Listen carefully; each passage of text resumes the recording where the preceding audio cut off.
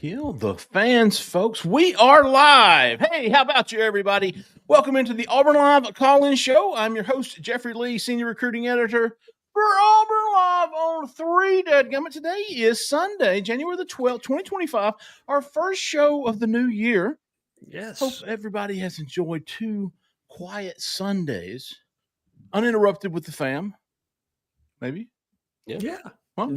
Definitely uninterrupted. It was weird because my family kept looking at me like, "Don't you have something to do right now?" And I'm like, "Yeah, like I haven't seen you at 6:30 on a Sunday in a minute." You have heard them opine on their weeks that were.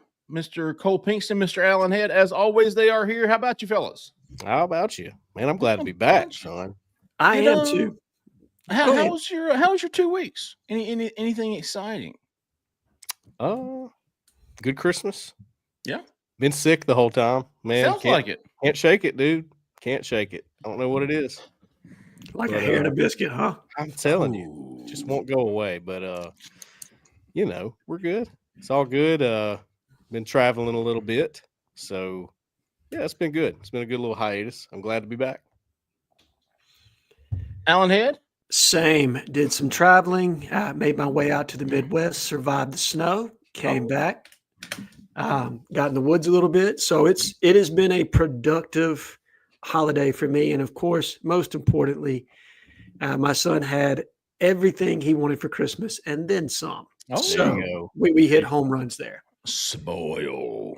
Big time. My great aunt, my great aunt always told me to spoil the boys. Yes. And be stingy with the girls. Hey, I too have been in the woods. I have been with family a lot. Made a birthday trip to North Carolina with the family. Nice. And I tell you what, man, I'm 49 now. Seriously, I just turned 49, and I went. I thought I was still 39, man. I went trampling through the woods the other day with a tree stand on my back, a backpack on the tree stand, and one of my heavy coats on the backpack. Dude, by the time I got to my stand, I was like, Y'all remember old Fred Sanford? Yeah. Elizabeth, I'm coming for you. Yep. Oh, man, I was struggling. But I pushed through. Nice. I like it. Let's see here. We want to get to the phone lines, obviously, 701-779-9585. Want to hear what everybody wants to know, want to talk about tonight. Auburn has, since our last show, I think it was right before Christmas, Auburn has added some more transfer portal additions. Auburn has added some more additions. That doesn't make much sense, but you get what I'm trying to say. Chris Murray. Yes. Transfer edge. That was a big get. Auburn's been trying to get an edge this entire window. Finally got him. I'm trying to think who else has come since our last show. Eric Singleton. That was the big announcement, right? He had not announced on our last show. Now Eric. Right. And then you have Chris, and is it Miles Murray? Is that what it is? No, it's Chris Kelly Murray. Chris Kelly Murray. There it is. I think his first name is Chris Kelly, like together, maybe. Really? It is. Yeah. Really? My apologies to Chris Murray. I mean, what's his name? I think he just goes by Chris, though. Okay. I think he does too. Yeah. I think when they released his signing, it was Chris Murray. Yeah, that's right. Also, fellas, Auburn move-in day for all of these new additions was this past weekend. Well, yesterday, I guess Friday and Saturday. A lot of the kids coming in. Alan, you made mention of it on the message board, the Auburn Life message board the other day. I think I've got 36, and that includes Tanner Bailey, the walk-on quarterback. 36, dude, and 5 more still to come, plus whatever they add in the spring. So by the fall, you're talking at least half the roster, half the 85. Sure, because SEC teams are going to be locked into that 85. This is the last year. Now, teams I think they'll have the option moving beyond this year within the SEC, whether they want to push it to the 105 or whatever it's going to be from a scholarship number standpoint. And I don't know what Auburn's choice is going to be there because it affects your revenue share. Every scholarship you add beyond the 85 affects what you can share with them from a monetary standpoint. So it'll be interesting to see what Auburn does there. But you're right. I mean, 35 new faces on the roster. That's over 40% of your scholarship allocation for this football team. You're talking about that talent gap, man. It's closing up really nicely. It really is. You're getting close. Absolutely. No, from a talent gap standpoint, I'm with you. It's the cohesiveness that is going to be tough, and it's going to be interesting to see how they get this team to gel in spring for me. Yeah. Football is still the ultimate team game, right? You have to have all 11 on the same page. And so that's going to be a chore for me because you got impact players coming in. I mean, you've got Xavier Chaplin, right? Ryan Strader, Eric Singleton, Jackson Arnold. These are all guys who are going to be starters that are transfer portal impact. Hudson Cack. Hey, look, say what you want, okay? I did. Specialist play was not good this past year. No. It was not. Hey, so you need improvement from there. Speaking of which, special teams. Rock Bellantoni hired as new edge coach. We presume I don't think they mentioned special teams with him yet, but we presume, as he was before, we'll have a say-so in special teams with Tanner Burns gone to Texas State. Sure, yeah. Also had the addition of TJ Rushing as the safeties coach. Charles Kelly, now the new head coach of the game. Cats. Yeah. Good for Charles Kelly, by the way. Man, yes. Yeah, look, when it happens, it's a shock, and you're like, man, that was, Auburn had Charles Kelly. That was such a big deal for recruiting. It was a big deal for everything, and it shocks you at first, like he's gone. Oh man, you kidding? When you really sit back and think about it, you're like, dude, he is moving into a head coaching role, and it was Auburn that launched him there. I mean, obviously he's been a bunch of places, but it was right before, he got that move. So that's a good thing. All right. It's a good thing that happened. It's not a bad thing. You have to sit back and look at it like that. TJ Rushing, by the way, you're going to know him pretty soon. Yes. I think he's going to be a dog on the recruiting trail. I think he's been helping out a lot, with coaching, with technique, fundamentals. And if you look back at what you saw the freshmen, Jay Crawford, Kinsley Faustin, all these guys doing, they're playing well. Okay. They were playing strong, fundamental football. So I like the hire. I love Rock Bellantoni, man. Mm-hmm. I'm a fan. I'm a big fan. I think that's awesome. And you see how excited he is to come back. He's excited. Yeah.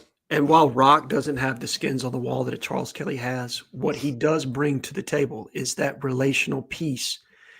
That was where Charles Kelly, to me, like, look, one-on-one, he's fantastic, right? He's a grinder on the trail. But he gets you into so many high schools in the state of Alabama. Rock does that similarly for you in South Florida. So many different relational ties down there that Auburn didn't have on the previous staff. So again, while he's not going to be that impact guy, I think he opens the door for other people and create those contacts that Auburn just didn't have before. So big pickup, and I'm with you on TJ. I thought the feedback I got on him is he was really impactful with the star position and in the backfield last year as far as the coaching goes. I think he was a big help to both Wes and Charles. So interested to see him moving on the field to that safety position. And then how do you kind of feel those sub spots, right? We talk about the analysts on staff. They now are able to be on the field coaches. How do they kind of backfill those? Because you didn't just lose Charles, right? He took somebody with him that was also valuable. I'm digging for the guy's name. He was a former Arkansas player. Cole, you posted it the other day, and I'm sorry that I don't have it. What are we talking about?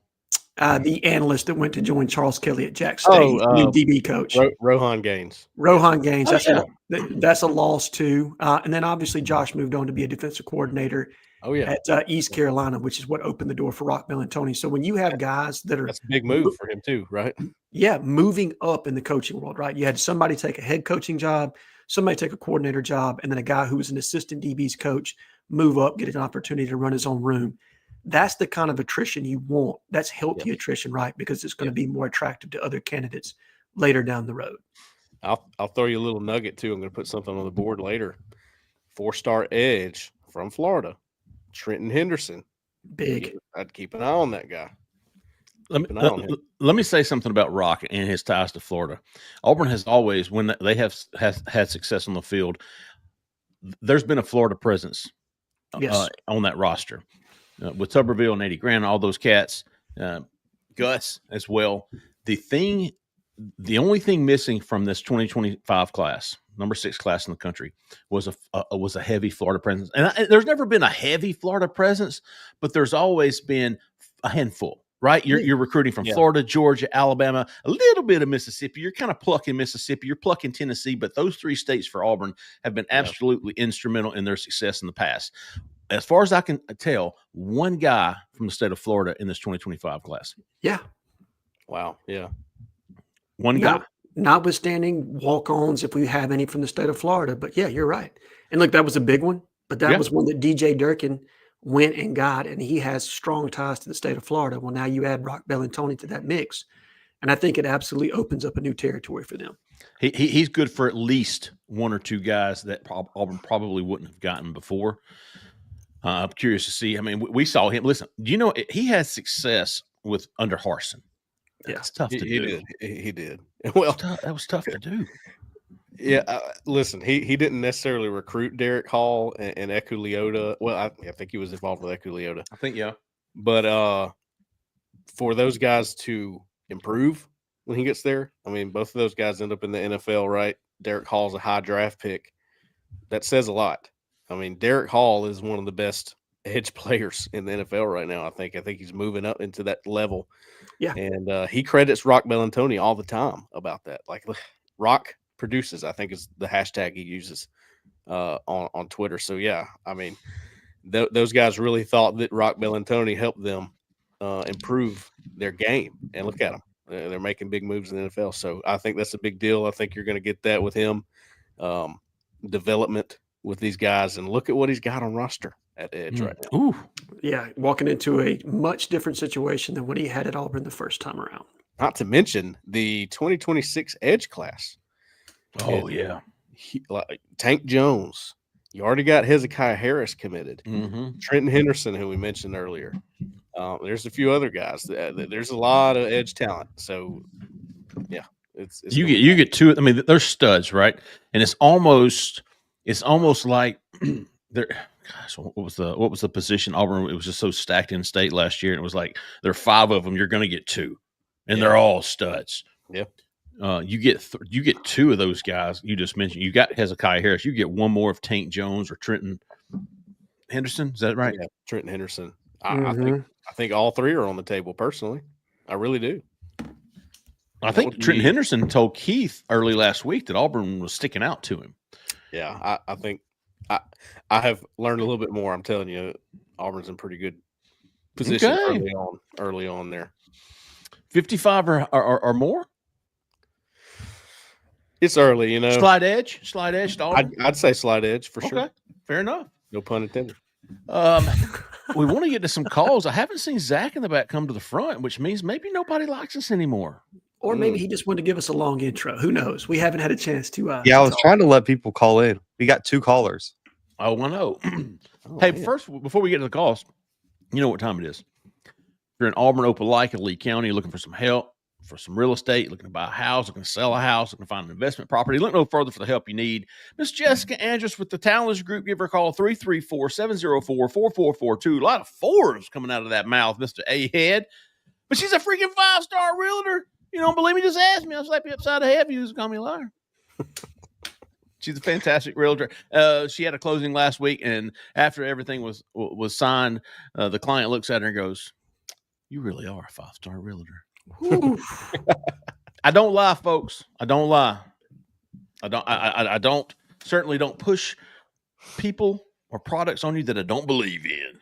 I certainly believe in her. Give her a call, man. 334-704-4442. Tell her we sent you. All right, Zach in the back, come to the front and take some of the weight of the show off of us. Well, you already know who we have to start with, even after a 2 or 3 week break. Kevin from Wilmer, Alabama. You're live. Kevin been on hold for 10 days. Wilmer, Alabama. How about you, Kevin? Hey, my mom's doing good every day. Oh, man, that's fantastic, Kevin. Awesome. Really glad to hear it, Kevin.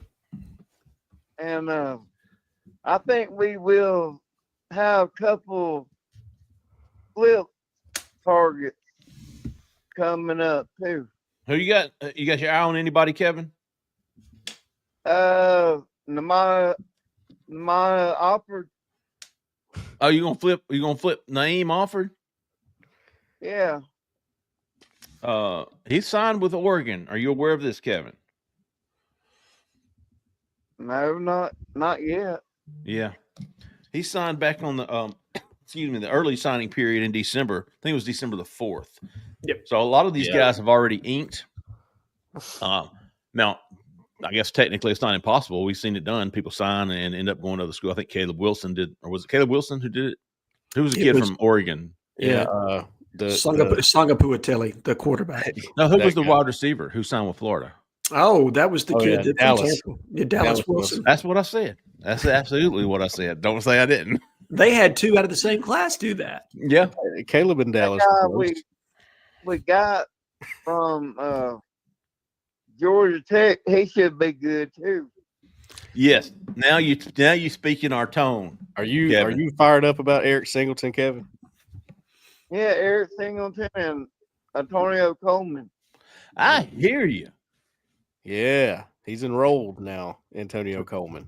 He has moved in. Preach on that, Kevin. You still loving you some Cam Coleman, huh? Yeah.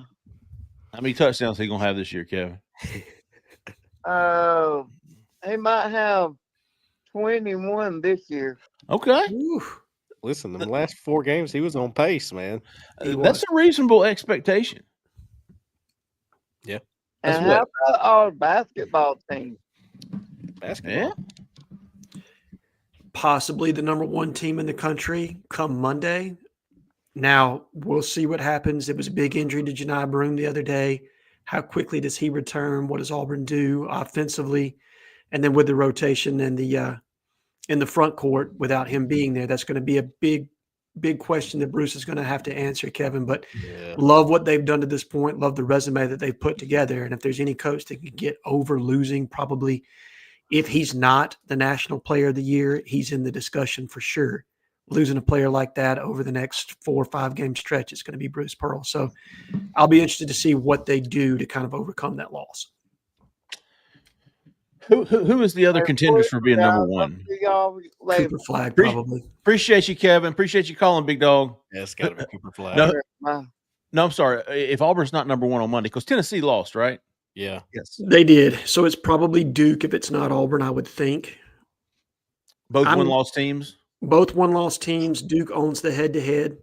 So but that was in Cameron Indoor, right? So not necessarily a neutral court either. And Auburn didn't get blown out. I think they lost by 6. Auburn's resume is a little bit better to this point as far as the strength of schedule standpoint. So there's a lot of pluses for both teams. I would probably favor Auburn, but if the AP factors in Janai's injury, and they can do that, that's within their right. They probably will. They probably will. They could give the edge to Duke here, though. I lean towards it being Auburn. I think they're going to reward the resume to this point. I can't help it, man. It's just so irrelevant to me what you're ranked right now. It's exciting if you're number 1. I know, but it's like I can't even get into it. What do you win? What seed are you going to be? That's what I want to know. No, and I hear you on that. I think for Bruce, it's more about having a selling point in recruiting.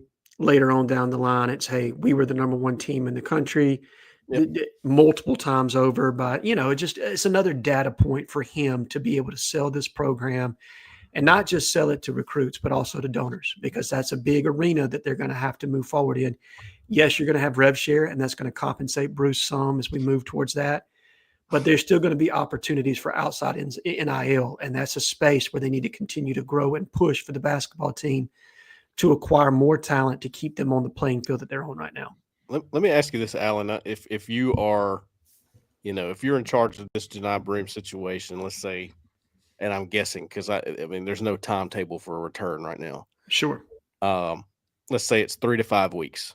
Okay, just hypothetically, how are you being real cautious on bringing him back? I mean, super cautious. Like you got to have him postseason, right? Sure. How important is it to get him back quickly or to hold him out to make sure he's okay to go for when you get into postseason play? I think it's a delicate balance, right? Because what you can't afford to do is put yourself enough behind the 8 ball that you lose seeding within the tournament that's beneficial or advantageous for you. So you've got to kind of keep an eye on that. How do you adjust without him gone? How quickly can you get him back and get him back into the rotation? That's the other thing. Yeah.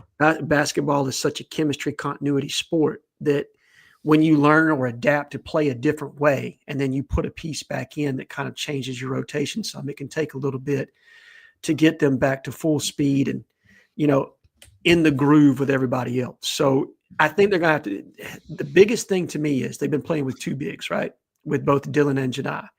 And you're going to have to change significantly to have any kind of success. You're going to have to change what you're doing offensively. And I think Mike Burgermaster's got his work cut out for him as far as that goes. Bruce will probably kind of push some of his more traditional swing offense. They'll play a lot of 4-out, 1-in sets. And they're going to run and probably push the tempo. And I think realistically, Tahad Pettiford is probably the player that changes the game for them more than anyone. And as he continues to get better, he's the player to me. Auburn is really kind of a jump shooting team right now. They need somebody that can get into the lane and create. He can do that in spades. So as he continues to develop, he's going to kind of drive what this team can become. And then can you get the chemistry back with Janai when he gets back in the rotation? Well, he's averaging like 20 points a game, close to Janai was. So you gotta replace that, right? So who's the guy?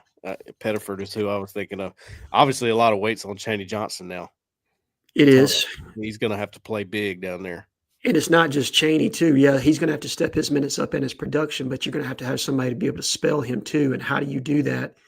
I like Turtle. He gives good effort, but I don't know that he necessarily gives you what you need in SEC play. Yeah. You're probably going to feature Chris Moore, some small ball 4. I think Howard can give you some rotational minutes there. I know people love thinking about Chad Baker-Mazzaro giving you some time at the 4.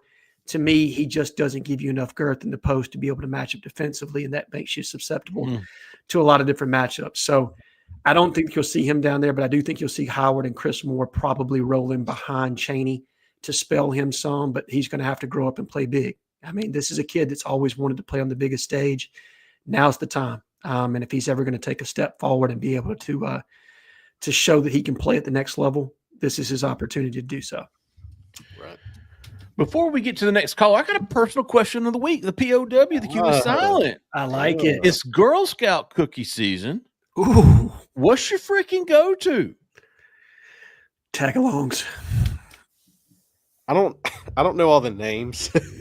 What is the there's one that's like peanut butter, right? Is that the Samoas or the Do-si-dos? Do-si-do. Yeah. Names so well. Look, I had a sister. I had sisters that did Girl Scouts their whole life. We always had the cookies in our house. I know them by heart. I know Thin Mints, isn't that one? Yeah, Thin Mints for sure. I don't really love that. So I guess I would go peanut butter, whatever the peanut butter one is. Are those tag-alongs or what's a tag-along? I think the tag-alongs are the peanut butter. I think you're I right. bought I'll go with tag-along. I'm a Samoan guy. Okay. You like the All Samoas? of Samoa. They got a Girl Scout. Bro, you killed me. Samoan. I think it's Samoan, ain't it? It's the Samoas, yeah. Samoa. How you spell Samoa? Dude, don't ask me to do that. Samoan girl. Man, you just pronounced that Hawaiian quarterback's name perfectly. You got to know how to spell it. Look, dude, I practiced for that for like 2 weeks to make sure I didn't butcher his name. Dude, Samoa. Yeah, it's the Samoa, yeah. Yeah, Samoa. I'm a Samoa guy. I like the chocolate with a little bit of peanut butter on them. That's a tag along. Yes, Okay, the tag along. okay. Yeah, I'm a tag along guy. The Do-si-dos, I Those think, are- are the those are plain. Yeah. The tag alongs are like your butter finger, your Okay. nutter butter, the nutter butter. Not Yeah, the nutter butter, the nutty buddy. No, the nutty buddy is the chocolate wafer bar. Yeah, it's almost like the Heath bar, right? Butterfinger, right? DVD gonna have a time with that, ain't he? BBP is gonna light you up, bro. Just bank on it. His after the New Year meme game is gonna be just in full, yeah. on full display. My face, I got sunburn. Or wind. That's that wind. That wind's been bad. Yeah. All right. So if you've got a favorite Girl Scout cookie, what's your go-to? What's your go-to Girl Scout cookie? In the comments, Zach, do we have anybody else? Yeah, we have 3 callers now. All Thanks, right, man. Made me feel like I'm not, an idiot. a little rusty. 5013. You're live. Who we talking to? Where are you calling from? Hello, guys. It's Don Don. How's I knew everybody? John Don wasn't gonna let us down. There I it knew is. John Don wasn't No, gonna let us sir. down. No, sir. I can't let you down, man. Welcome back, fellas. Don, I've never Thank been you. so excited to hear from you. Okay. Really needed you, big dog. Listen, Why is that? Joe? We needed you, man. Zach was scaring me. He wasn't coming to the front. I'm like, what did we do wrong? no, I have a legitimate question for Oh, I Don. know. I know. I don't see him today. Is he hiding from y'all? No, He's- I've been fighting whatever Cole gave me, I guess, over the screen. So I've been sick as a dog the past 2 days. It's just Well, let yeah. go away, man. You didn't get out in that snow and make you sick, did you? A little bit. It was cold in Dallas about a week ago. Oh, Yeah. y'all got snow? Okay. I was in Houston. It was cold. Okay. And Jay Lee with the snow, I thought you'd be out in the woods today, brother. I'm surprised I you're even was. there. I was. I just got home about 30 minutes ago.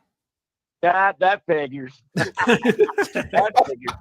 Well, fellas, I got a roster question for you, and Alan, you'll probably be better at this. Where are we at on the numbers? Are we at 83 right now? I think we're at 85, but you don't have Let me see. you don't have everybody enrolled at this point. You don't have 5 enrolled. Correct. Here. So I think you're I right think at the you're- number. Yeah, It might even be a spot or two over. sure. Yeah, With- well, with Muskrat leaving, did that knock it down to 84?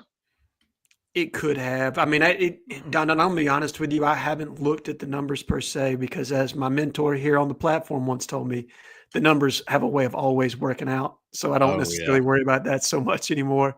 So, according to Justin Hokinson's last update, the scholarship go. tracker, which There you is go. a really great tool, you need to check that out, Don. 84 Yeah, was that's what they were why at. I'm asking. I do look at that. It's been a minute since we updated that because the last move, I think, was Jeremiah Wright announcing he was coming back. It may have been Chris Yes. Murray, actually. One of Right. those two. They should be at 84, though. That's say counting Okay. Muskrat. The running back from Auburn for February, right? Omar Mabson, yeah. There you go. There's Yeah. your 85. Yeah. Cole? What's your scouting report on that kid? Listen, he's not a big guy. He's small. I'm almost eye level with him. I ain't very tall. So We talking Michael Dyer? yeah, he's not as thick as Michael Dyer. Okay. Honestly, when you look at him, he reminds me of Sean Shivers. That is who he reminds me of when I'm looking at him. He's Okay. taller. He's taller than Sean. Okay. He's more like 5'8", 5'9", where Sean was like 5'6". Okay. I'd give Sean 5'5". Yeah, I like he- it. right. But boy, you talking about vision?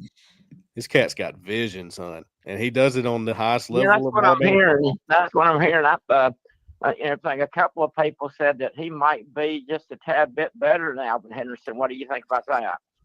Ah, man, it's tough. I think Alvin's got a higher ceiling because he's a bigger guy with a better frame. He's Yeah. bigger. He can put on more weight.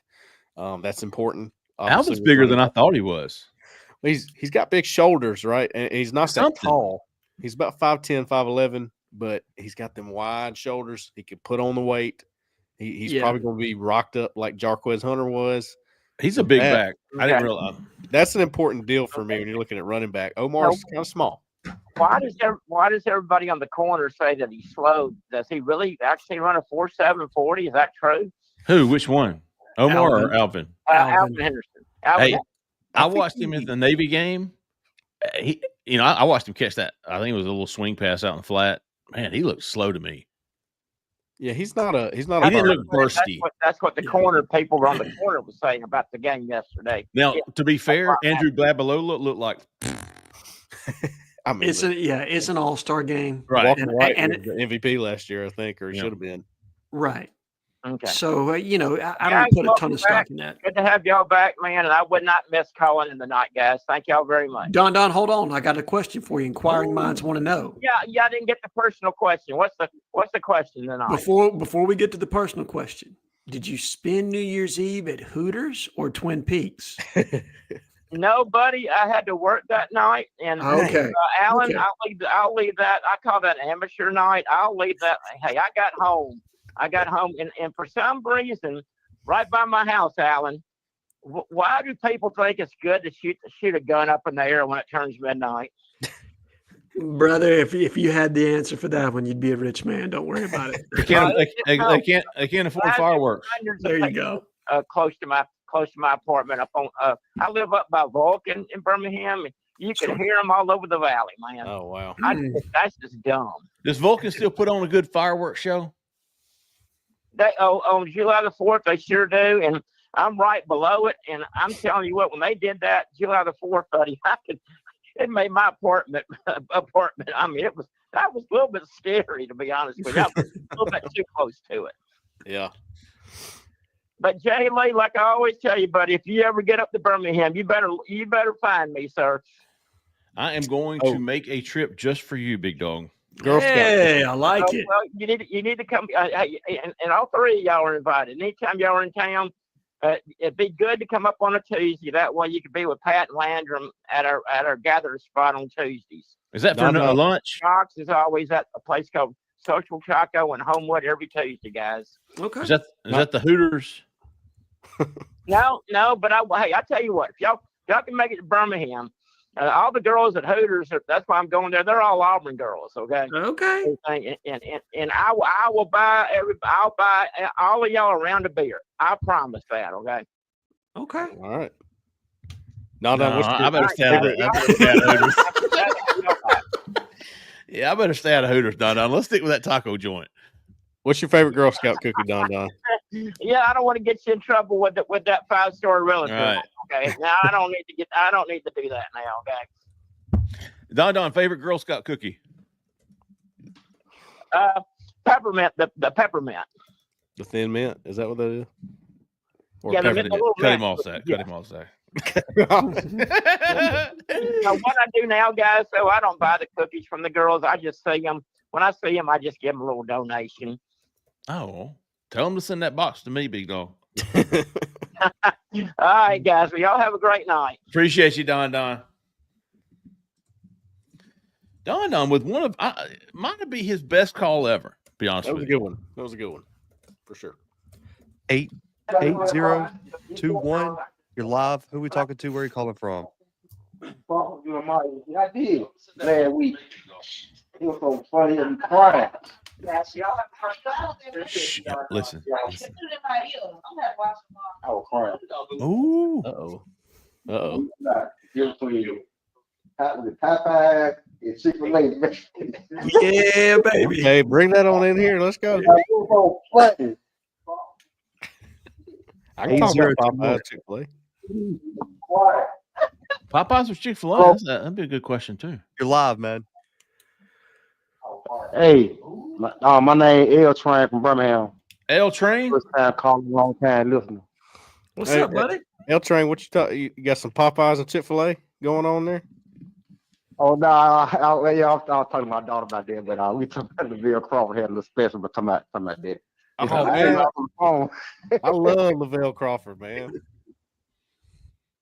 You know, but I called. Man, this is my first time calling. I'm kind of nervous a little bit though, but Don't be nervous. You I wanted good, to baby. ask y'all about the coaches. I know the secondary coach left, and we had TJ Rushing. Mm-hmm. And I want to ask y'all what y'all think about him, and I want to ask y'all what y'all think about what the secondary coach name? Wes McGriff. The black dude. Well, Crime Dog. The cornerback coach. Crime Yeah. Dog. Wes McGriff. Yeah. My mind went blank. That's all right. Mine does that all the time. What's his name? The cornerback coach. What his name is? Wesley Crime Dog McGriff. Yeah. Where's the grill? Yeah. Crime. Yeah. And I want to ask y'all about him. I've been an Auburn fan since '82, and I don't remember not one cornerback coach, especially in the last 20 years, teaching our cornerbacks how to turn around and find the ball. Cause my thing is, how can you intercept the ball? You don't know where the ball at. Every cornerback we done had since, I say, it was one cornerback we had that went to Washington that came out with Jason Campbell. He don't want to know how to find the ball. Carlos Rogers. Cornerback we had, don't nobody know how to turn around and find the ball. And I don't understand that. Why That was a down there? Do y'all got any clue why they don't teach that down in Auburn? Because I want cornerback that can be ball hawks.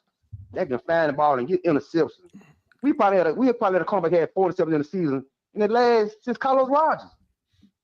I want to just get y'all opinion on that. Please just tell me why they don't teach that down in Auburn. L Train. L Train, you got a favorite? You got a favorite Girl Scout cookie? Oh, he likes the what was he debating? Popeyes, Chick-fil-A, and Chick-fil-A. Taco Bell or something. Hey, this is a fair critique of Auburn secondary this past season, especially. That was one of our own complaints. Was like the pass interference calls, the not looking back for the ball, which is all it takes to not get a pass interference call, assuming you're not raping them on the down. So I know it's not something that they're being taught not to look. No. Sure. I can give you proof that they're being taught it if you would like that. After A-Day. Okay. Yeah. If you go back and watch the clips from A-Day, young Jay Crawford had a rough day that day. Yes, he did. Horrible. I mean, not horrible. He's a freshman. I mean, that was his first real action in A-Day. He was guarding Cam Coleman. He had trouble. Okay. Cam caught a ball over him where he did not play the ball. I ran into Wesley McGriff going back to the facility, and I just spoke to him, and he's like, "Man, if I could just get Jay to play the ball, that's the next step. If I could just get him to play the ball, get his head around." Sure. So obviously that's the coaching point. I think it's a lost art in college football. I don't think it's an Auburn problem. I see it a lot, and I think one of the reasons is because you throw so many back shoulders and things now. It's hard, man. I don't know if there's a harder position physically than playing corner with what you have to do. I will say, though, Jay Crawford played the ball well, I thought. And I thought he was Auburn's best corner for that reason. Well, all right, it's become such a space game that a lot of defensive coordinators have combated that with playing a majority of man coverage in the back end, right? And it's increasingly difficult sometimes when you're in man coverage to make those last-second adjustments. You're consistently looking at the man. When you're in zone, it's a little bit easier to play the ball, right? You're already positioned where the ball and the man are a little bit more in front of you as opposed to being in trail technique or whatever you're playing, what leverage you're playing. It's all dictated by down and distance. So I think the amount of man-to-man that people play now is kind of, like you said, Cole, it's become a little bit of a lost art. Yeah. Because it's the game has changed significantly, right? I mean, it just has. There's so much more speed on the field than probably what was being played. I mean, you think about the Tuberville years and how much I formation you were still getting at that point, how much downhill running game you were getting with, a fullback in the backfield. And it's just it's not the same pro style look anymore. It's a much more spread out game. And so I think because of that, just the kind of coverage in the back end that you're utilizing, it just doesn't lend itself as much to being able to play the ball. But you're right. That's a big piece. Like, to be a Sunday player, you have to be able to make that adjustment and play the ball in the air at a little bit of a higher clip than what our corners have done as of recently. Carlton Davis is probably the most recent one, in my opinion, that had the ability to do that and make those last second, because he could play the man and then make that last second move to knock the ball out. Roger McCreary could do it. Right, no, I take that back. Roger was even better, in my opinion, than Carlton. I thought Carlton was more physical on the jam and a more physical corner period, but Roger played the ball in the air better than any corner we've had. And what was the guy's name? It wasn't Greg Davis. It was Greg what? Brown, right? Greg Brown. That's right. He was a great cornerbacks coach. He really was. Yeah. Probably the best pure coach, technician, coach, yes, that we've had. But I mean, listen, the game of football, like you said, has changed. Hugh Freeze, who is an offensive coach, offensive play caller, he recognized this, right? Sure. He takes the 50-50 shots all the time. Why? Because sometimes if you have a guy like Cam Coleman, it's a better chance than 50-50 for him to either make the catch or get interfered with because of the way DBs play the ball or don't play the ball these days. So you got offensive coaches out here banking on them not doing it right. Of course. Because it's hard. It's not easy. Yes. It's a hard spot. You coach it to death, and sometimes, I mean, you just can't get them to react that way. It's a reaction thing. It can be coached. It can be a fundamental thing, but it's also, you have to have that reactive skill.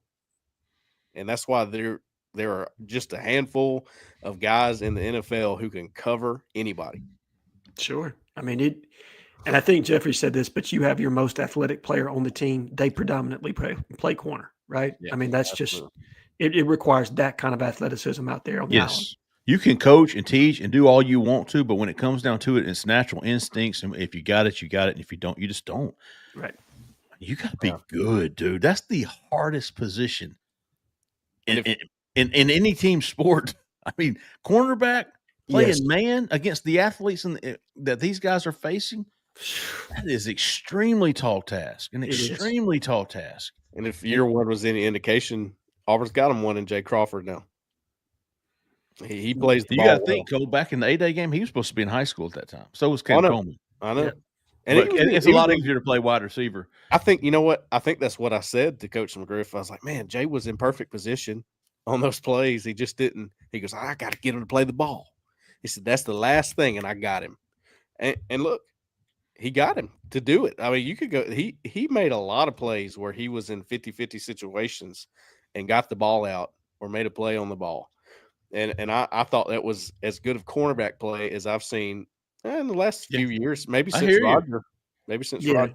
And I thought Kahan made strides last year. He struggled in the early part of the season. I thought down the stretch he got better. And then you added Rayon Strader to help beef up that cornerback rotation. And so I think Auburn's in a better position this year than they were last year. And to answer the other question for L Train there, I do have a couple things here. I wrote a story on TJ Rushing. And just some interesting facts about him. He's from Oklahoma. He was a return specialist in college for Stanford. He played for Stanford. Yep. And he was first team all Pac-10 as a kick returner, punt returner. Yep. Speed guy. And he played some DB too, but he was mostly returner. And he got drafted in the 7th round, 2006 NFL draft by the Colts. He was a part of the Colts Super Bowl team. And as a returner and a DB. So he's got a lot of playing experience, and he's sort of new to the coaching world, TJ Rushing. But he's had a lot of stops. The most notable one was Texas A&M 2022. He was a DB coach over there. And then, some notable names that he had a hand in. He was primary recruiter for Terry Bussey over there. 5-star athlete who plays running back receiver for them now and is a very good player. Denver Harris was a 5-star corner. He was the primary recruiter for. Smoke Bowie, who I think they flipped from Georgia on signing day. He was he had a big role in that. A couple of Andrew. Guys. Yep. Who's his name? Andrew Smoke Bowie. Was it Andrew Bowie? I think so. Yeah. There's some other guys that he picked up that I don't really recognize their names. Jordan Pride, Bravion Rogers, Javen Thomas, Marquise Groves, Killebrew. So yeah, he's sort of new to the coaching world. He's getting his feet wet. I mean, I say that he's been a few places, but as far as big time college football, he's sort of new. So sure. I think he had 2 years at Arizona State underneath Ty Graham, and then he was at Memphis for 4 years with Mike Norvell and that crew. Yeah, I think he got a cup of coffee at Florida State before he went to Texas A&M. But Stanford, he went to Stanford too for a short time as a GA, right? Yeah.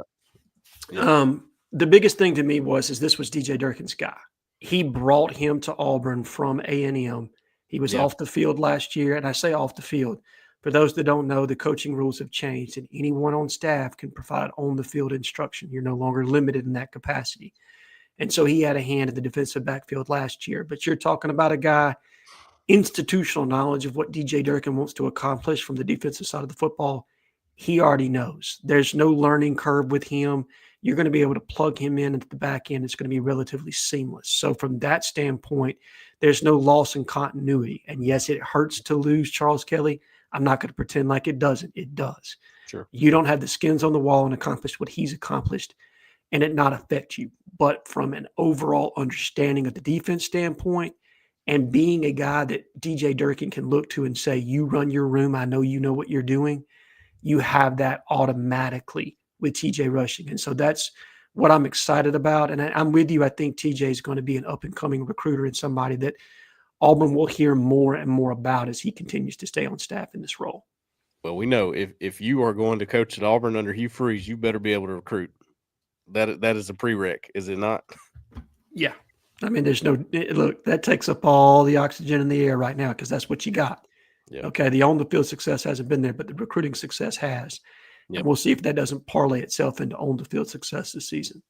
Yeah, it should be. It's getting there. 7-3, 8-1. You're live. Who are we talking to? Where are you calling from?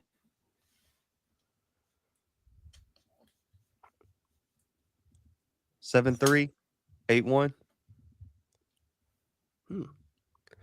Hey guys, Ryan from Dothan. How y'all doing tonight? What's up, Ryan? Jeffrey, you're muted. Ryan from Dothan. How about you, big dog? Hey man, just wanted to say glad y'all back after the holidays. Thank you. Kind of lonesome here on Sunday nights. Guys. No, I joined Auburn Live back during the heat of the season, I guess it was. So didn't have a lot of time to comment on a lot of stuff. But I did want to tell you, I chose Auburn Live, and I appreciate the content that y'all do and put out, and the time that y'all take to do that. Appreciate that, Ryan. But y'all are just relatable. I tell everybody that Alan, I got that military background like Alan, and he's a South Alabama boy like me, and so I can relate to him. Cole and Zach in the back, they were my neighbors, guys I went to school with, played in the yard with, went to church with. And Jeffrey, you were the guy that I was partying with in college. Hell yeah. Having a damn good time too, buddy. Man, I remember everything. Matter of fact, I wish I had this picture. I've got a buddy. Everybody says you got a twin in the world, which is kind of scary in my part. But a guy named Curtis, he was a couple years behind me in high school, but he was a big outdoorsman, loved hunting, loved fishing, especially saltwater fishing. Caught a lot of sharks down off the pier in Panama City. But your features, your complexion, your nutty laugh. Nutty laugh. You see that? You see that thumb down, Ryan? Oh, hey. He was a twin. I'm serious. If I can ever find a picture, I'll send it because y'all are actually twins. But I lost him to cancer a few years ago, and I hate that. Sorry to hear that. You bring back a lot of good memories when you share some of your stories. Okay. But anyway, one other thing, and then I'll ask my question. Jeffrey, one night you mentioned going hunting or something and eating potted meat, right? That was cold. I like the potted meat, man. I think we had a show where that was the question of the week. Had potted meat gravy. Okay. Potted meat gravy, Cole. Ooh. Those old monkey toes. I hear you. don't know about that now. Hey, if you put you about a quarter size drop of oil in a skillet, put the can of potted meat in there, and put about 50 cans of water, and then just cook it to whatever the consistency you want it, and put it over your biscuit and eggs. Make you want to slap your mama. Oh, get out of town! Listen, I hear you. I got to be kind of bad off to go to that. I'm gonna tell you. Well, I had my daughters eating it when they were little. Till my dad fixed it for me all my life growing up before we go fishing or whatever. But I mean, I ain't gonna knock. And everybody started saying, "Ooh, you eat that?" And of course, now nobody eats it anymore.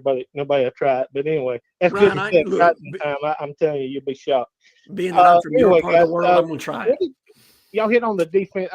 Part of my question earlier was about the defensive backs. Y'all kind of hit on that, but what do you think about the defensive line where we're at, and do you see anything else happening on the D line? And I'll hang up and let y'all go. Appreciate it. Hey, Ryan, appreciate you, big dog. Don't be a stranger, man. Call in. Good stuff. Forgot this Girl Scout cookie, Ryan. Throw it in the comments, big dog. Yes, We please. need to take a poll. All right, defensive line guys. We've seen Auburn add Dallas Walker. We've seen Auburn add Chris Murray. We've seen Auburn miss out on Jeffrey Imba. Yeah. So we know that Auburn would like to add at least one more in the transfer portal just to get those numbers up.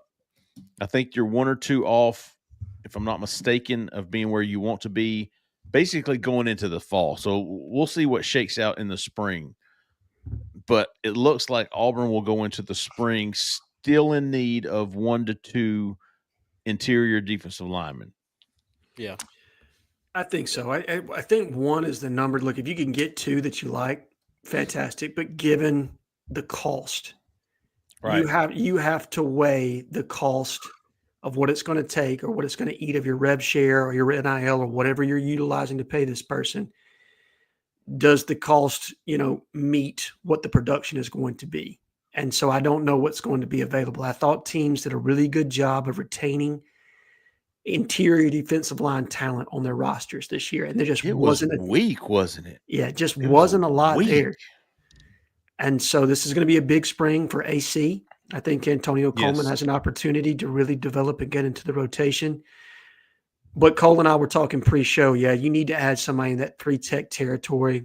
I like what they've got Malik Blockton. And I think part of Auburn's hesitancy on how they pursued targets had to do with making sure they had him locked in. Look, it's no secret at this point. He was being tampered with a little bit. They had some teams that were interested in him entering the portal. Who is this, Malik? Yeah. And so you have a delicate balance that you have to walk there some as far as retaining guys and making sure that they feel comfortable in their situation. But Auburn needs some veteran rotation. I don't think you can feel comfortable banking on true freshmen. You've got Zeke Walker, who can give you some snaps there. I just don't know where Zeke's at, right? I guess he's coming back. To my knowledge, he is. When I asked, was Zeke going to be on the roster, I was told yes. But, look, I could be getting bad information. Who knows? No, we're counting him for now. He's counted in the 84 that I gave you earlier as a senior, right? So you've got him, and he really doesn't play the 3. He's more of a 5. Yeah. And then Malik Blockton is really, because you got Bobby Travis and Dallas Walker going to play nose mostly. Yep. Mm-hmm. Malik Blockton, you're really thin there. You are. And after that, you got your young guys, but you're really looking for a certain kind of guy. I think you got to get like a 1 year, a guy to bridge the gap, because you got such young. This young talent's going to be. You're fired up about that, but you're going to have somebody there, veteran, like you said.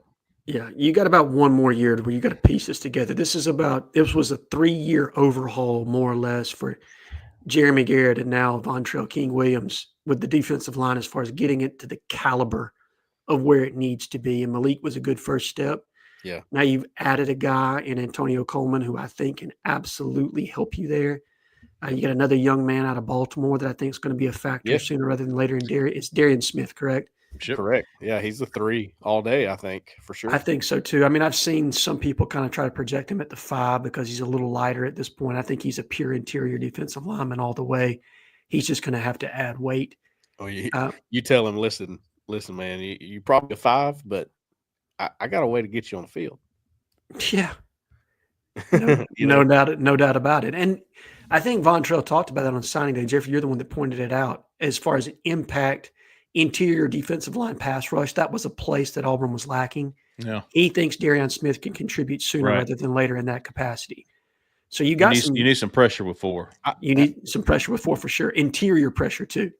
I'll tell you, a couple people in the comments have mentioned him, but I think once I thought that Jordan Crawford was strictly a nose. I think he could play 3. I think you'd be okay putting him in the 3. But again, he's young. There's going to be some growing pains there. So you got, and I'll tell you what, I'm going to write more about this. I'm going to have an article on this. But if there's anything I have learned from watching the playoffs this year, you better have good D-line play and pass rush. Boy, has that been that's been a big deal. I swear it's at. It is. It's a premium position, right? Impact, interior defensive line, pass rushers, quarterbacks, wide receivers. If you have those, you can be competitive with anybody in the country. Has anybody ever won a championship with an average D-line? No. I think probably you could probably look back at would you say maybe Florida with Spurrier? Would you say it or that Javon Curse and them?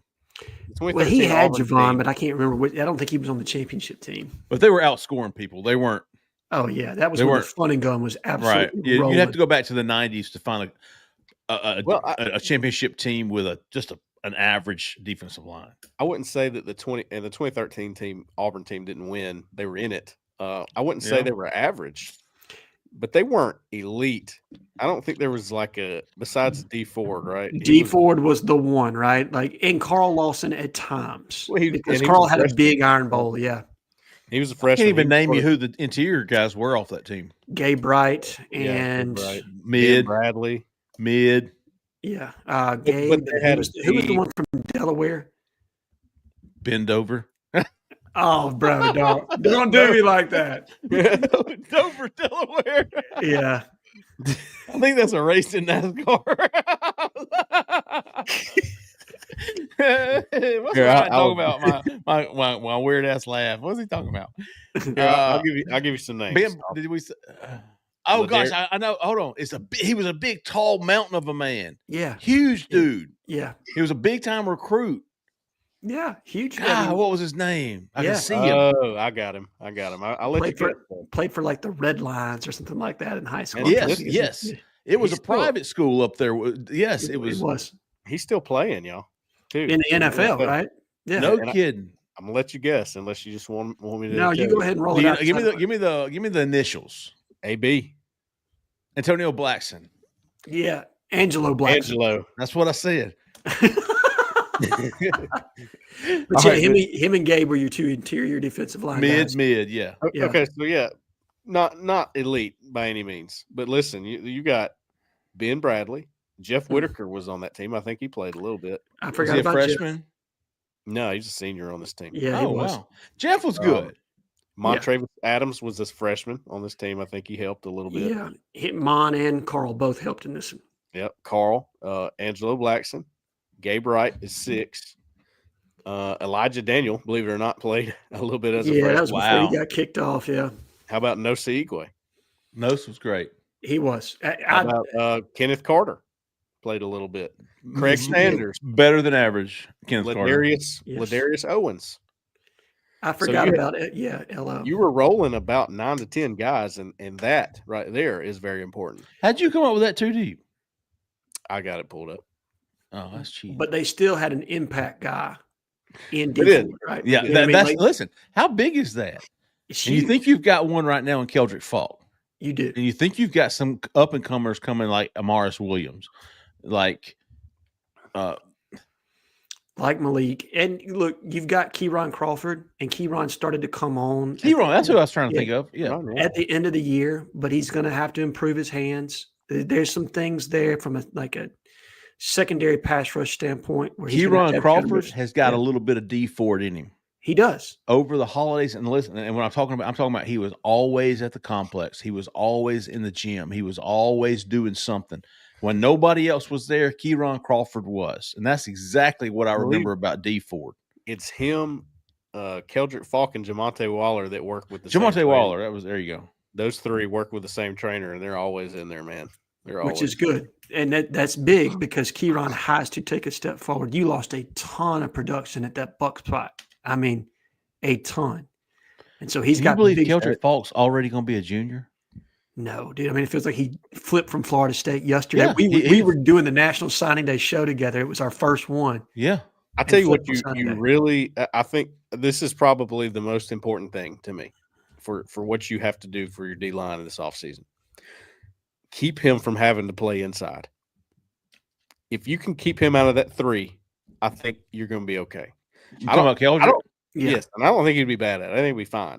But his impact at 5 is so big. I don't ever want to take him off of that. But right now, you're looking at having to move maybe him down. I mean, you have to do something at 3 because it's super thin right now. Sure. I mean, 1 to 2. I think 2 is possible. You get 2 guys there. No, I think that's like the hope. Yeah, it's the hope. It's 1 you got to have, right? And then the second is a luxury. You want it, but do you have to have it? That's the other thing. Because again, it's risk versus reward of what you're paying out versus. And what is your rep number for that guy? Is it 5 to 10? Sure, a game. Yeah, I mean, you don't. Who was the kid they brought in from Texas last year? And Gage Keys. You know what I mean? Would you rather give those snaps to one of your true freshmen? Now, the difference is, right, if you get an injury, now you find yourself in a real precarious spot, right? So and injuries happen. I mean, look, we just talked about Janai Broom. It's part of the game. You're going to get injuries, so you got to have depth. Yep. You're right. You got Marcus Williams in there, too, who can play 5 and Buck. So that's a big deal. I mean, I think you're okay there. It's really just interior 3. I'm liking where Nose is at a little bit better right now. I think Jordan Crawford's going to help there. I Okay. feel I pretty agree. good about his contribution there. He's going to play. We don't know what Antonio Coleman's going to do year one yet. I mean, I think he's still a little light. That's one thing you look at and you go, okay. He could use about 15, 20. I Right. tell you what, I had a conversation with somebody that was familiar with some of the practices at the Alabama-Mississippi All-Star game. They raved about Malik Autry, and I'm not there yet because Yeah. I think Malik has some work to do. Yeah. But that was interesting to hear, right? Like they thought that he had an opportunity to contribute at the nose year one. They believe he's that kind of player. So it'll be he's the interesting. kind of guy to me that starts at nose because it's just a little bit easier for him to be a space eater at this point in his career. Sure. I think he turns into a 3, but how fast can you get that going? It's like you start him at nose because he's so big and he's Sure. powerful. But does he have the ability to get off of blocks and at 3? That's what you question right now. Sure. And to me, it's a leverage thing with him, right? He's got to learn low man wins. And still, too many times I see him far too high. And he's going to get his ass absolutely handed to him if he plays like that in the SEC. Those are men. He's going to be playing across. That's the beauty of, having a roster with pretty good talent on it. When you get in practice, you only mess up like that once or twice, and you go, okay. Yeah. You learn that lesson real quick, right? I got to dig in here. Yeah. I got to get my pad level down. That was never a problem before, and it's not working for me right now. Right. Good stuff, Ryan from Dothan. Hell yeah. Don't be a stranger, big dog. Last caller of the night here. 5202.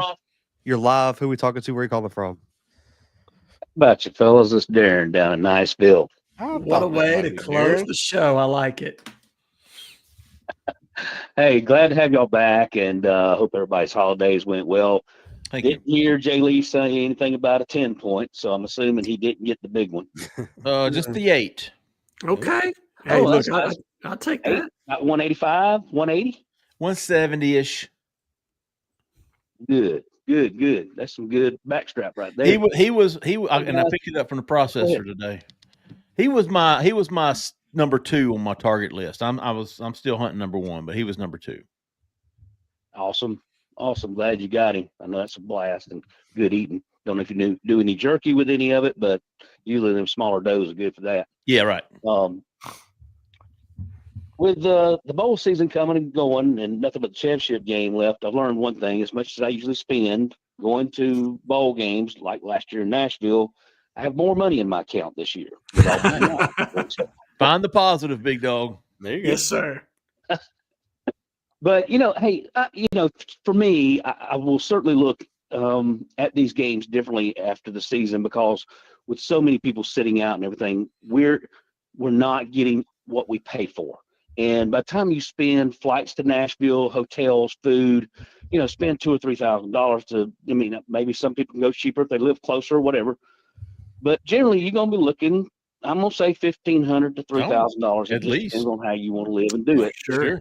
But certainly like a Cam Ward said in the second half, whether it's just because he wanted to or they had it scheduled or whatever, as a fan, I didn't get what I paid for. That was disappointing.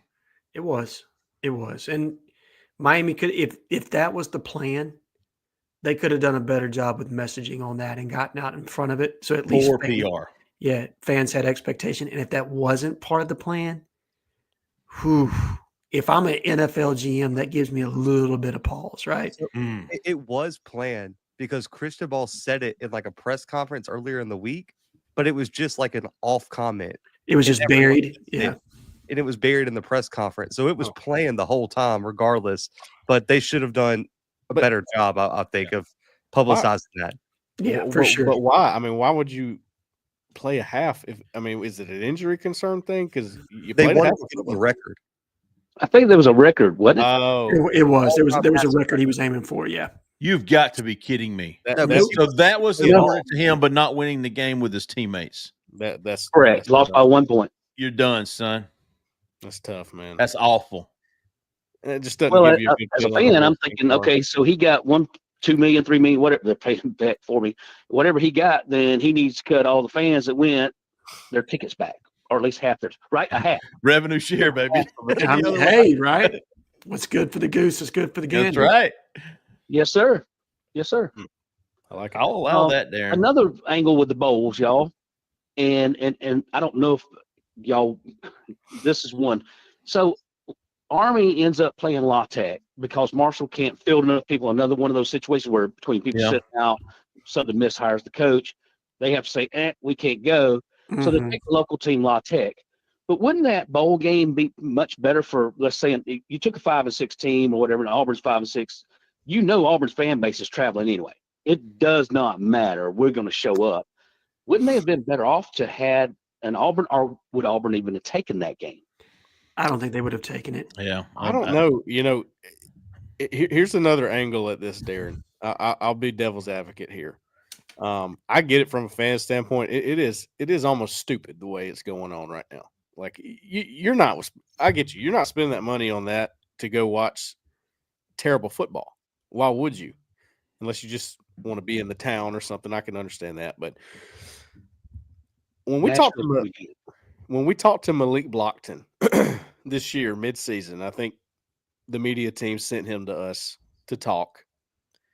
And it was by far, and we talked to a lot of players, okay?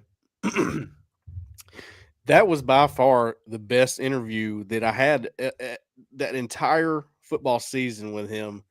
Number one, he was grateful for the opportunity. He was, that he was getting to play from a 3-star recruit to one of the key defensive linemen on the team. To, hey, it's my fault we lost to Missouri because I spun out of my gap. Like, bro, it's not your fault, man. We understand, but he didn't take it that way. So you love that. But he made a comment in that same, he said, if it weren't for those bowl practices, if it were not for those bowl practices that I got to go to, I don't know if I'd be playing this early. And I hear you from a development standpoint, Cole. I think this staff was just so, like, to have already let guys go, because when this happened, when this took place, you would have had to call guys back in that had already left for winter break. Would you? Yeah. I'm with Cole. You wouldn't have had a freshman or a sophomore or red shirt that could have came up. And we're talking about a bowl game. It doesn't matter at this point, right? Well, I'm not necessarily. This is where I was going to, Cole. It's all those early come in and everything. You get that extra practices, and man, that seems big to me. I'm with Cole on this one. I'm not saying it's not advantageous, Darren, at all. What I'm saying is, I think organizationally speaking, that they were not in a position to change gears in that way and then turn around and get a team prepared while also concentrating the way they needed to in the transfer portal and making talent acquisition additions.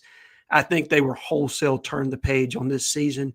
We need to start getting ready for next year. And I don't know that the gain from a bowl game was going to outweigh the emphasis they were putting on the portal at that standpoint. I think they'd already changed gears. And I'm not necessarily saying they should have accepted a bowl bid this year if it was on the table. I'm more so just talking about being in a bowl and what it means. Sure. And I think that is a very overlooked part of things. But just think, man, if you'd have gotten to see guys like Antonio Coleman and Jared Smith and Eric Winters and Anquan Fakins dressed out and getting through bowl practices, they get those. I mean, that's a big deal. It really is. It gets overlooked, but it is. And Malik Blockton made that clear, and I thought that was interesting to go along with what you're saying, Darren. So all that come around, small sample size real quick, but how do y'all feel the season turned out? The 12-team playoff, did it produce, and again, do you think the money revenue is still greater doing the 12 teams? I do, because you got more games. I like it because I like more teams and I got longer football season. Y'all feel like the controversy was there as big as it was with 4 teams? Yeah, there's still a success as it was with 4 teams. Do you think that this year is better than it was the last 3 or 4 years? Yes. Hands down. Listen to me, Darren. I'm the number 1 fan of the 12-team playoff. I don't think anybody loves it as much as I do. I love it. I don't care how unentertaining the first-round games are. I couldn't care less. Did you watch the wild card games? They got the right 4 teams in. That's what matters to me, and they earned it. They earned it. I'm with you. Georgia fans, come on into the comments and cry about it, because I saw you on social media talking about how the playoff has devalued the regular season and so on and so forth. You lost, man. You had your opportunity and you choked to Notre Dame and got beat. Okay, just come in and own it. If we would have had Carson Beck, injuries are part of the game.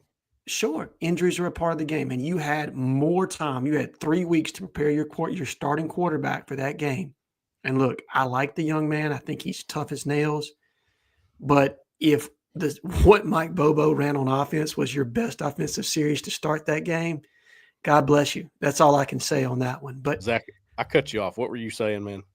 Oh, you were talking about the entertainment of the games. Did anyone watch all the wild card game blowouts this weekend? yeah, that's the way it works, right? That's how it should NBA be. playoffs.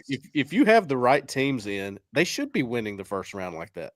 Now, this is what I will say. I think they messed the seeding up. I think They can do better on that.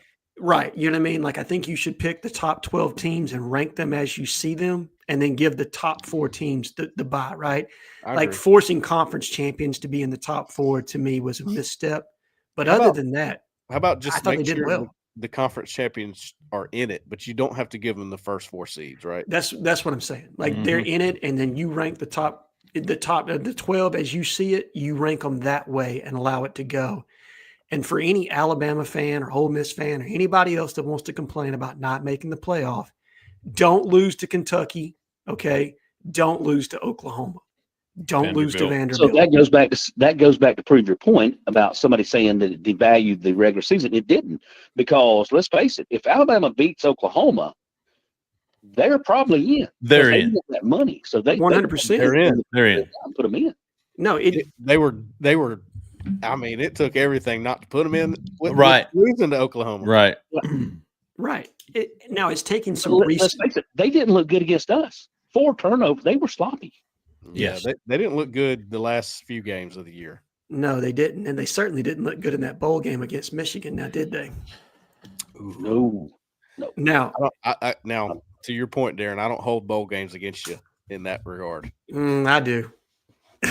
When you run your mouth the way they do, Well, okay, with some of the fan base, nah, you got checked on that one.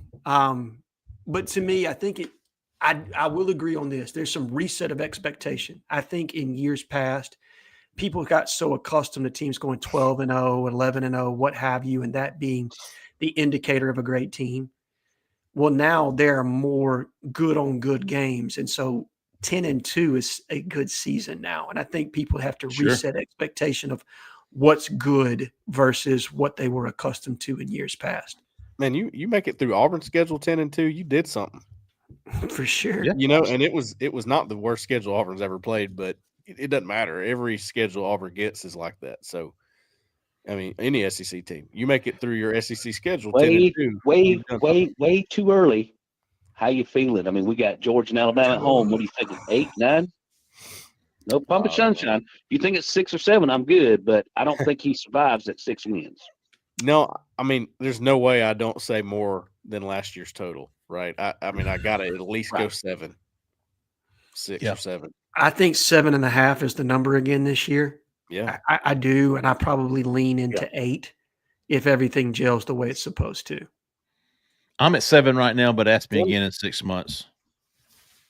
One last thing, and we don't really talk about this hardly ever on the show, but I'm just curious if y'all do keep up with it at all. And if you don't, no harm, no foul. Auburn baseball. Are we supposed to be any good this year? I couldn't tell you, man. I think it's going to be a rebound year for Butch. I do. They added a lot in the transfer portal. They got some really good young freshman pickups, good arms that they added, and some impact bats as well. So I'm interested to see. This is a big year for Butch because last year was not acceptable to the standard that he set. And Jeffrey's our resident baseball guy. You're talking about somebody that played junior college baseball, understands the game in a way that I don't. But Against Butch. there you go. Oh, look at you. Look at you. But Really? yeah. Well, I joined the Auburn Diamond Club this year, so I just did a donation and everything else. So I'll be coming up for some of the baseball games. But I did it, and I go, we had a pretty bad year last year. I don't want to go to a season, and I'm going to Oklahoma I'm going to Baylor, going to the Missouri game. So I've got 3 or 4 already picked out. So I know I'm going to those. So I'm still a fan. I know it's a bad year, and I know things are, and one thing, do y'all think now without Janai Broom, we pick up the FSU syndrome now that we've lost our best player? Do you think we get treated differently? Oh, you were talking about that. Or, hey, Darren, appreciate you call, big dog. Thank y'all. Y'all have a good evening. Thanks. Hey, Darren. All right. We get perfect questions of the week, and then we don't ask them. Oh, I know. That was an awesome question. Look, Thanks, man. Let's parlay that one into next week because we didn't get enough usage out of that. I think. Did we get any? No, we didn't. Not one. We talked about it, and that was it. No, we got Don. He likes the Thin Mints. Oh, did he? Yeah, he said the peppermints or something. Yeah, he did. He did. Okay, so good question. Now, Alan, you referenced this earlier. Will Auburn be number one? Well, if they had Janai Broom, it would certainly be, or not certainly, but you would think it would be a shoe-in just by default. Number one drops, number 2 moves. Without Janai Broom, they have that. They have that subjectiveness. Sure, there's some subjectivity to it. You're absolutely right. I think it's too early in the year. Like if you were debating number 1 seeds, I think that's where they would probably penalize them, right? Yeah, I hear you. I completely agree. But being AP this time of the year, I think they'll probably give them the benefit of the doubt on resume. Again, what do you win? Right. It doesn't matter. Bigger deal to the coaches, and again in recruiting. If you're debating number 1 seeds, then absolutely they're a different team without Janai Broom. For sure. And to me, that would be part of the criteria. If I were evaluating Auburn for a number 1 seed and they just lost their best player, no way I'm giving them a number 1. Right. You just can't. Forget the rankings for a second. And y'all, I watch it. I don't know the game as well as I know football. But I still think that Auburn can be pretty good without Janai Broom. I do too. Am I crazy? No. I'm not talking about rankings. They'll do whatever they do with that. But I mean, I think they can win some SEC games. I don't think they're going to just drop off by any means. Look, Bruce is in his bag on this one. Okay, there's nobody that plays the underdog, us against the world.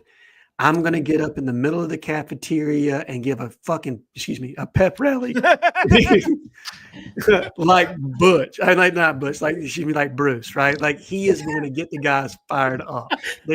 I did not have Alan Head dropping the first F-bomb of the show's history. No. It definitely slipped out on me. Okay. He said freaking. Yeah, I certainly did. Zach, I'm not getting this demonetized. I swear. Yeah, I know. Oh boy! Oh, I apologize to everybody. My bad on that. So yeah, we said this is a kid-friendly show. But no, look, Bruce is perfect for this, right? He is absolutely tailor-made to get a team fired up to play a different way. And when you think about some of his best teams at Auburn, they've been small and they've played fast. And so I think they're just going to go back to probably something that he's been more comfortable with in his past. It's right up his alley, man. It is. You look at his Tennessee teams; they were long on the wing. Look at the Final Four team. Yeah, that's true. Absolutely. Chuma was your best post player, and he was what 6'7". Yeah, he should have been a 3. Should have been, but man, he was really starting to click before that injury. I'm actually excited to see how they play without him. I think it's going to be fun to watch. I think they're going to listen. It's not like Miles Kelly's going to forget how to shoot from 30 feet out. Yeah. No, he's not. Listen, with it being a low ankle sprain, I mean, we expect him to be back at some point. Do we? Is it been said it's a low ankle sprain? I know it's an ankle sprain, but it hasn't been said if it's low. All I saw was non-surgical ankle sprain. That's all I saw too. Yeah. I think. Well, we know from football, high ankle sprains, man, you might be 4 or 5 weeks. You're thinking tightrope surgery at that standpoint, right? Like that's what you're looking at. So you're hoping just lower ankle sprain, 2 to 3 weeks. I think it could be a really good thing for this team. They could get. They have to find ways to score without that safety net, right? You do, and that can make you better. It really can. It can. And the only thing that scares me is how deep the SEC is this year. The middle of this conference is better than I can ever remember it being. Jeez. When you've got teams like Georgia and Ole Miss and Missouri and Mississippi State, look, that's a big physical team that's going to come into Auburn and try to wear them out in a very similar way that South Carolina did, where they're just going to take them to the glass. So Auburn's going to have to shoot it really, really well in that game because it's kind of a mismatch for us. But I'm excited. I'm with you guys. It's a different playing style, but again, it's something Bruce is familiar with. And I think if there's any coach that can get them in a position to where they can change strides and be able to utilize a different focal point offensively, it's him. I mean, he's the guy. And again, this is something that falls into his wheelhouse as far as, again, count me out. I'm asking you to count us out, please. Oh, that's a great. Darren covered a lot of topics for us, man. He did. Great way to go out. Great way to get back in it. Darren's Fantastic show. Favorite callers, Jeffrey. He's one of my faves. He's good stuff. Good stuff. Kevin got us started. He's been on hold for a couple of days. Don with his best. Don with his best call ever, in my opinion. L Train, Lionel Little Train James from Birmingham. L Train, big call. Ryan from Dothan, fantastic call. Darren, fantastic call. We had a great show, man. Had a great show. We're going to have the recruiting show back this week. We're going to record Tuesday night for a Wednesday morning recruiting show. We're going to go over the transfer portal, maybe things to look ahead. Got a big junior day coming up at the end of the month. We'll be looking at all of that this week, at least getting it started, getting it on the plates. If you're not a member of Auburn Live on 3, go check us out, Auburn Live on 3. Use the promo code FRIEND, all caps, for a big discount on the annual subscription. And as we said earlier, if you're looking for a home in and around Auburn, Opelika, Lee County, give her a call, Miss Jessica Andrews with the Talents Group, 334-704-4442. Tell her we sent you by George. All right, folks, that's going to do it, man. We appreciate everybody listening. We appreciate everybody watching. For Cole, for Alan Head, for Zach in the back who stayed in the back, I'm Jeffrey Lee, man. Y'all stay at that left lane. See ya.